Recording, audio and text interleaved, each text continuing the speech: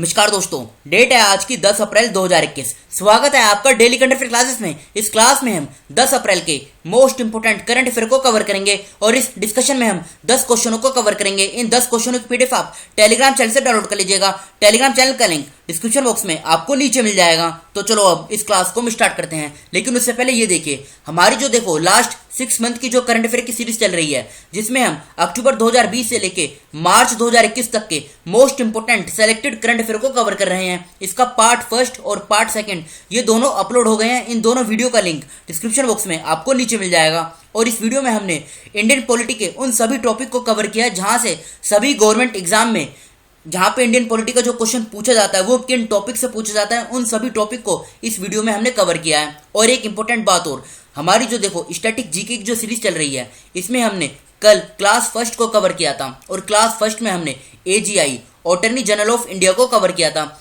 देखो static GK में हम सबसे पहले पॉलिटी को कवर कर रहे हैं और पॉलिटी में हम उन टॉपिक को कवर कर रहे हैं जहां से एग्जाम में क्वेश्चन पूछे जाते हैं। तो चलो अब आज की क्लास को हम स्टार्ट करते हैं।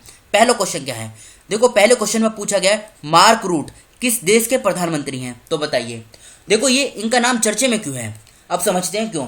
अभी हाल ही में 9 अप्रैल 2021 को भारत के प्रधानमंत्री नरेंद्र मोदी जी और नीदरलैंड के जो ये प्रधानमंत्री हैं मार्क रूटे, इन दोनों के बीच एक वर्चुअली समिट आयोजित हुई। कब? 9 अप्रैल 2021 को। फोकस किस चीज पे था? फोकस था बायलैटरल कोऑपरेशन, मतलब दोनों देशों के बीच जो रिलेशन है उनको मजबूत करना, इस चीज पे फोकस था। तो 20 क्वेश्चन का सही आंसर है नीदरलैंड। अब देखो बात यहाँ पे नीदरलैंड की हुई है तो इसकी लोकेशन देखिए पहले आप कहां पर है। यह है नीदरलैंड, यूरोप में है नीदरलैंड। इसकी अगर हम कैपिटल की बात करें, देखो यहाँ पर है कैपिटल एम्स्टरडैम, यहाँ पे भी लिखी हुई है एम्स्टरडैम कैपिटल है। करेंसी क्या है? यूरो। और प्रधानमंत्री कौन है? मार्क रूटे। इनके बारे में अभी हमने कवर किया था। अच्छा ये बताइए, एक क्वेश्चन का आंसर आपको बताना है। यूरोप के अंदर एक फॉरेस्ट है ब्लैक फॉरेस्ट, ये जो ब्लैक फॉरेस्ट है ये किस देश में स्थित है? इस क्वेश्चन का आंसर आपको बताना है कमेंट बॉक्स में, क्योंकि ये क्वेश्चन काफी बार एग्जाम में पूछा गया है, एसएससी के एग्जाम में भी पूछा गया है। ब्लैक फॉरेस्ट किस देश में स्थित है? अब बढ़ते हैं हम अगले क्वेश्चन की तरफ। अप्रैल 2021 में भारत ने किस देश के साथ सीमा पर आतंकवाद सहित सभी प्रकार के आतंकवाद की निंदा की है? तो बताइए इस क्वेश्चन का क्या आंसर सही है? तो देखो इस क्वेश्चन का सी आंसर सही है, मालदीव। अप्रैल 2021 में भारत ने मालदीव के साथ सीमा पार आतंकवाद सहित सभी प्रकार के आतंकवाद की निंदा की है। और इन दोनों के बीच में यह भी सहमति बनाई गई है कि जो काउंटर टेररिज्म है, मतलब टेररिज्म को काउंटर करने के लिए दोनों देशों का जो रिलेशन है इनको मजबूत करना। तो सी इस क्वेश्चन का सही आंसर है मालदीव। अब बात मालदीव की हुई है तो लोकेशन देखिए इसकी कहां पर है मालदीव की। देखो मालदीव है इंडियन ओशन में, ये देखिए इधर है इंडियन ओशन और यहां पर है ये मालदीव, ये सारा एरिया ये मालदीव है। देखो इंडिया के पास में ही है। इसकी अगर हम कैपिटल की बात करें तो माले इसकी कैपिटल है। करेंसी क्या है? मालदीवियन रुपया। प्रेसिडेंट कौन है? इब्राहिम मोहम्मद सोली। अच्छा ये बताइए, एक क्वेश्चन पूछा जाता है रियूनियन आइलैंड, ये इंडियन ओशन में है, ये काफी बार एग्जाम में पूछा जा चुका है। चलते हैं अगले क्वेश्चन की तरफ। सरकार इस वित्तीय वर्ष 2021-22 में देश के प्रत्येक ग्रामीण घरों में नल का जल आपूर्ति सुनिश्चित करने के लिए कितने रुपए, यहाँ पे पूछा गया लाख में से अधिक का निवेश करने की योजना बना रही है? तो देखो इस क्वेश्चन का जो सही आंसर है ना, इस क्वेश्चन का सही आंसर है 1 लाख करोड़ से अधिक का निवेश करने की योजना बना रही है सरकार। अब इंपॉर्टेंट क्या है? इंपॉर्टेंट है जल जीवन मिशन। देखो ये जो जल जीवन मिशन है इसके 2 कंपोनेंट हैं। एक क्या है? एक है जल जीवन मिशन रूरल और दूसरा क्या है? दूसरा है जल जीवन मिशन अर्बन। देखो ये जो जल जीवन मिशन रूरल है ये ऑलरेडी रनिंग में है। इसको लॉन्च किया गया था कब?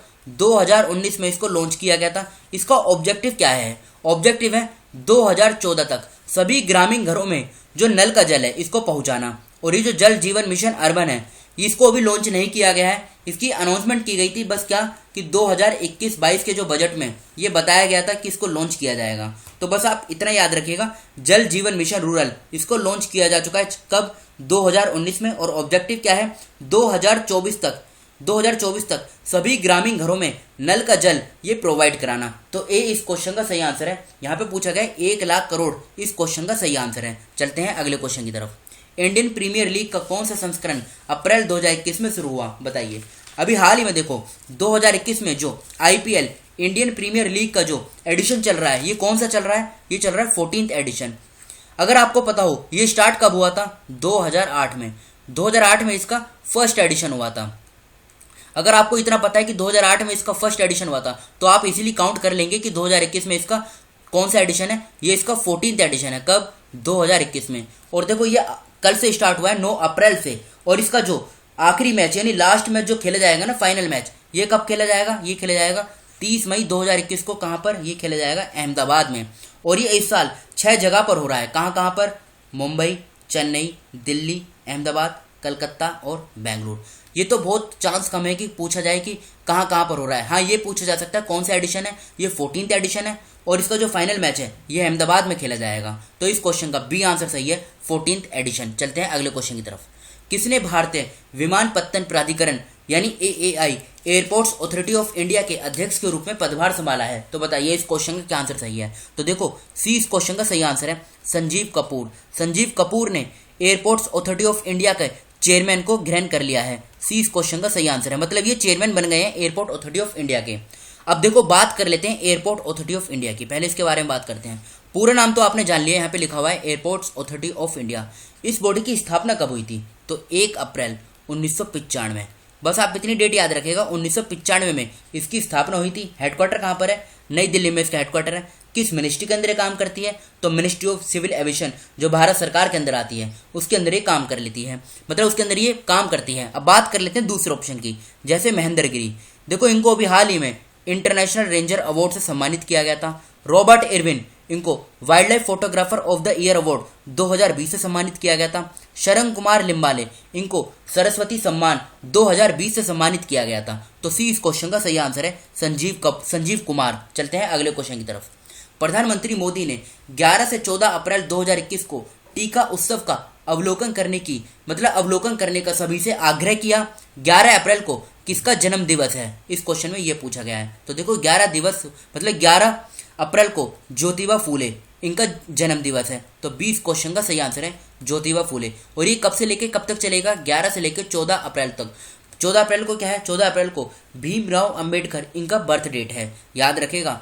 इसलिए इसको 11 से 14 तक चला जाएगा। इसका ऑब्जेक्टिव क्या है? ऑब्जेक्टिव यही है कि ज़्यादा से ज़्यादा लोगों को एनकरेज किया जा सके कि वो टीका लगवाएं। ये जो कोविड-19 का टीका है इसको वो लगवाएं, इसलिए इसको आयोजित किया जाएगा 11 से लेकर 14 अप्रैल 2021 तक। अब चलते हैं हम अगले क्वेश्चन की तरफ। कोविड-19 के प्रभावी प्रबंधन के लिए 8 पूर्वोत्तर राज्यों में स्वास्थ्य सुविधाओं को बढ़ाने के लिए कितने पूर्वी क्षेत्र, यानी यहाँ पे लिखा गया ministry of development of north eastern region के विकास मंत्रालय द्वारा कुल कितने करोड़ रुपए से अधिक की राशि मंजूर की गई है? तो 20 क्वेश्चन का सही आंसर है 250 करोड़ रुपए से अधिक की राशि मंजूर की गई है। देखो डाटा बेस्ड क्वेश्चन है, बस इतना ही इसमें पूछा जाएगा, बाकी कुछ इसमें समझाने लायक है नहीं। चलते हैं अगले क्वेश्चन की तरफ। सेना प्रमुख जनरल MM नरवाने 8 अप्रैल 2021 से किस देश की 5 दिवसीय यात्रा पर रवाना हुए हैं? मतलब ये किस देश की 5 दिवसीय यात्रा पर गए हुए हैं 8 अप्रैल 2021 से? तो ये कहां पर गए हुए हैं? बांग्लादेश में। तो सी इस क्वेश्चन का सही आंसर है बांग्लादेश। अब बांग्लादेश की एक बार आप लोकेशन देख लीजिए कहां पर है।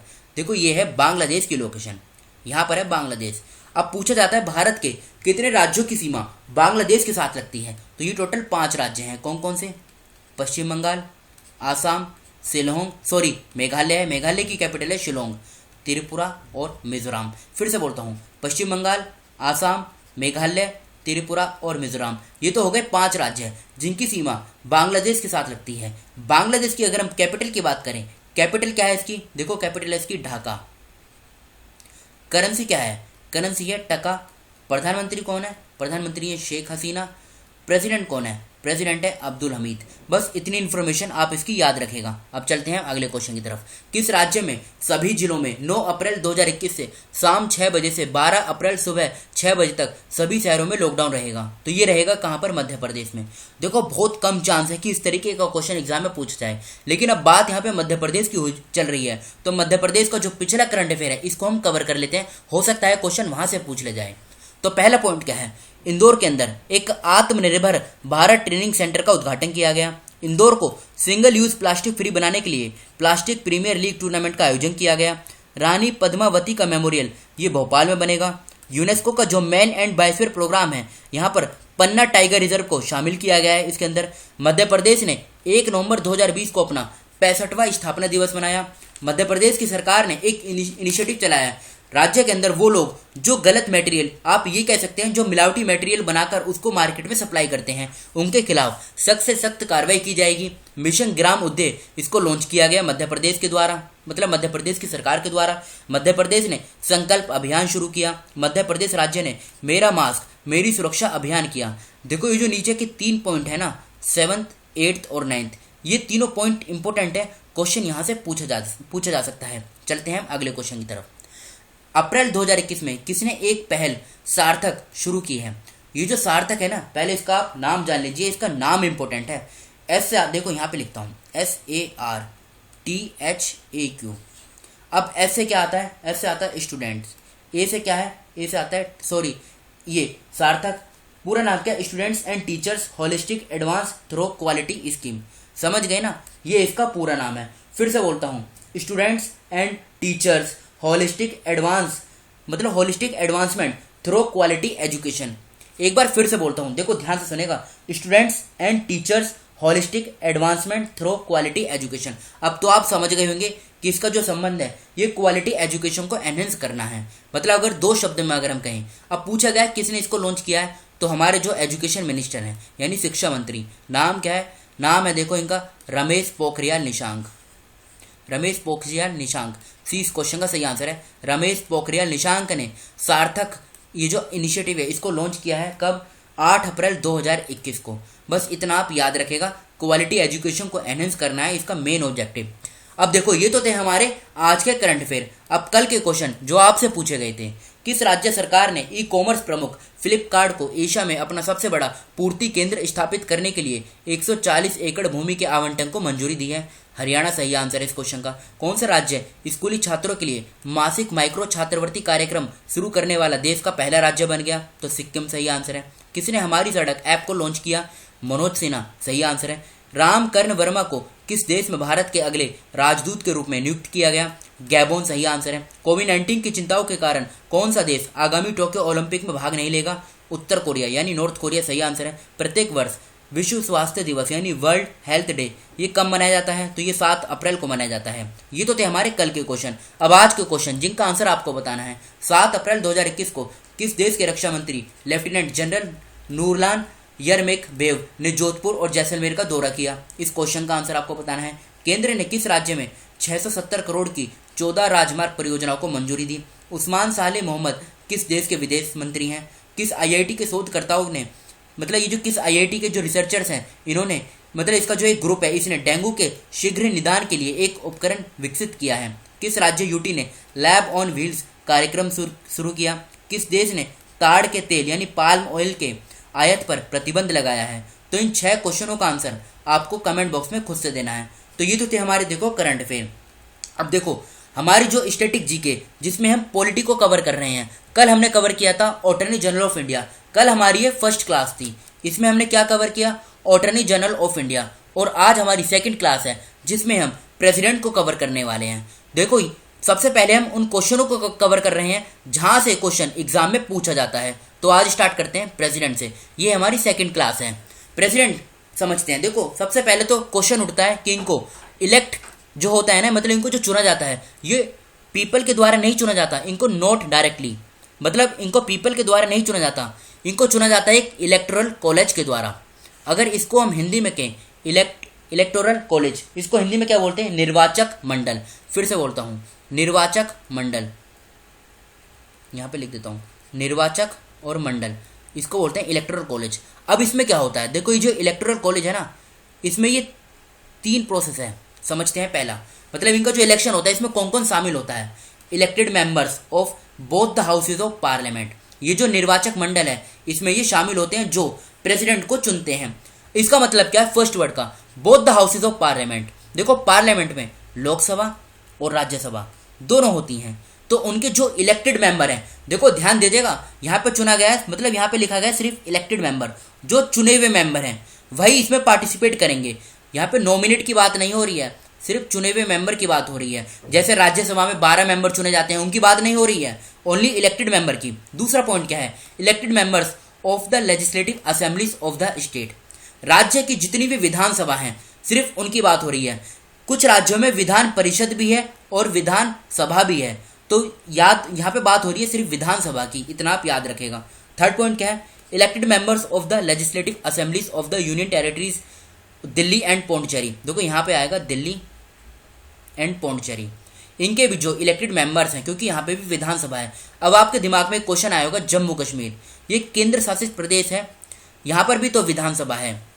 देखो अभी इसका मतलब इसको ऐड नहीं किया गया है। अभी आप इतना याद रखेगा, सिर्फ दिल्ली और पौंडीचेरी। तो 3 पॉइंट समझ गए ना आप। देखो यहाँ पे बात हो रही है सिर्फ इलेक्टेड मेंबर की, नॉमिनेट मेंबर की बात नहीं हो रही है। तो इनके द्वारा मतलब ये इसमें वोट करते हैं, आप ऐसे कह सकते हैं। अब क्वालिफिकेशन की बात करें, प्रेसिडेंट की क्या क्वालिफिकेशन होनी चाहिए, तो देखो क्वालिफिकेशन तो यही होनी चाहिए कि सबसे पहले he should be a citizen of India, ये भारत के नागरिक होने चाहिए। सेकंड पॉइंट, 35 साल इनकी उम्र हो गई हो, मतलब 35 साल की एज इन्होंने कंप्लीट कर ली हो। फिर इनके इलेक्शन के लिए इनको लोकसभा का जो मेंबर होता है ना, वो चुना जाना जरूरी है। मतलब जिस प्रकार से लोकसभा को चुना, मतलब लोकसभा के मेंबर बनने के लिए जो क्वालिफिकेशन चाहिए होती है वो इनको लेनी जरूरी है। देखो ऑप्शन में हो सकता है कि राज्यसभा दे दिया जाए स्टेटमेंट की तरह, मतलब स्टेटमेंट में ये दे दिया जाए लोकसभा की जगह राज्यसभा, और पूछा जाए क्या स्टेटमेंट सही है। इस प्रकार के क्वेश्चन भी पूछे जाते हैं, तो याद रखेगा लोकसभा है। फिर फोर्थ पॉइंट क्या है, he should not hold any office of profit. इसका मतलब क्या है, देखो इसका मतलब यही है कि जैसे कोई पर्सन एक पोस्ट पे है संविधानिक और वो दूसरी पोस्ट पे भी, मतलब दोनों पोस्टों पे एक साथ है और दोनों पोस्टों पे वो सैलरी उठा रहा है, तो ये आता है ऑफिस ऑफ प्रॉफिट के अंदर। वो इस प्रकार से किसी पोस्ट पे ना हो। देखो कुछ स्टूडेंट की डिमांड आई थी कि हिंदी में भी लिखा जाए, तो देखो अभी 1-2 दिन आप ऐसे ही एडजस्ट कर लीजिए, 1-2 क्लास बाद हम हिंदी में भी चालू कर देंगे। अभी देखो थोड़ी प्रॉब्लम है, लेकिन एक एक पॉइंट तो मैं आपको समझा रहा हूँ ना, आप अभी सिर्फ कंसेप्ट पे ध्यान दीजिए, और हिंदी में भी हम जल्दी स्टार्ट करेंगे। तो हमने क्या क्या पढ़ लिया, एक तो इलेक्शन पढ़ लिया प्रेसिडेंट का, और दूसरा क्वालिफिकेशन पढ़ लिया हमने। देखो अगर आपको समझ में ना आए तो एक बार और वीडियो देखे जा, फिर आपको अच्छे से समझ में आ जाएगा। तो ये तो बात करी हमने इलेक्शन और क्वालिफिकेशन के बारे में। अब देखो यहाँ पे पूछा गया टर्म, देखो ये क्वालिफिकेशन नहीं आएगा, यहाँ पे टर्म आएगा। अब इनकी टर्म समझते हैं। ये 5 साल के लिए होते हैं। कब से, जब से इन्होंने अपने ऑफिस में एंट्री की हो, मतलब जिस डेट को इन्होंने एंट्री किया है। जैसे आज कितनी तारीख है, आज है 10 अप्रैल। अगर आज ये एंट्री करते हैं तो आज से 5 साल बाद तक, मतलब 5 साल तक ये अपने ऑफिस पे बने रहेंगे। इनका जो पूरा कार्यकाल है वो आज से ही काउंट हो जाएगा 5 साल का। अब पूछा जाता है ये किसको अपना त्याग पत्र यानी रेजिग्नेशन लेटर देते हैं, तो ये किसको देते हैं, ये देते हैं वाइस प्रेसिडेंट को। याद रखेगा क्वेश्चन देखो एक एक पॉइंट से पूछा जाता है। थर्ड पॉइंट क्या बोलता है, he is also eligible for री इलेक्शन।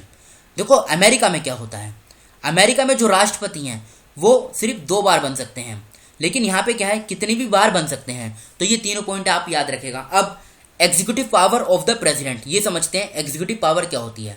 तो देखो ये प्राइम मिनिस्टर और जो अदर मिनिस्टर होते हैं उनको ये अपॉइंट करते हैं। अदर मिनिस्टर जैसे आप कह सकते हैं काउंसिल ऑफ मिनिस्टर।